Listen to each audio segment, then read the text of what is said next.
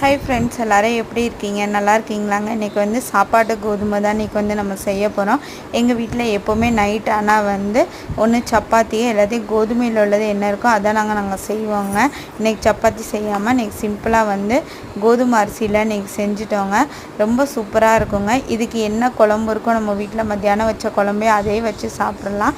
Side dish இதுக்கு எதுவும் வேணாம். ஆனால் நாங்கள் வந்து சைட் டிஷ் வந்து சட்னி சாப்பிட்டாலும் நல்லாயிருக்கும். தக்காளி சட்னி, தேங்காய் சட்னி எது வச்சாலும் நல்லாயிருக்கும்.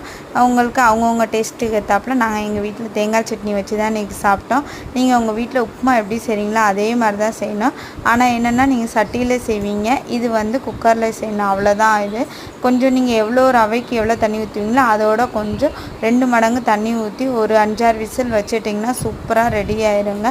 ஓகே ஃப்ரெண்ட்ஸ், என்னோட சேனல் பிடிச்சிருந்தா சப்ஸ்கிரைப் பண்ணுங்கள், லைக் பண்ணுங்கள், பெல் ஐக்கானை கிளிக் பண்ணுங்கள். மேக்ஸிமம் எல்லோரும் நைட்டு கோதுமையில் எடுத்தால் ரொம்ப நல்லதுங்க. ஓகே ஃப்ரெண்ட்ஸ், பாய்.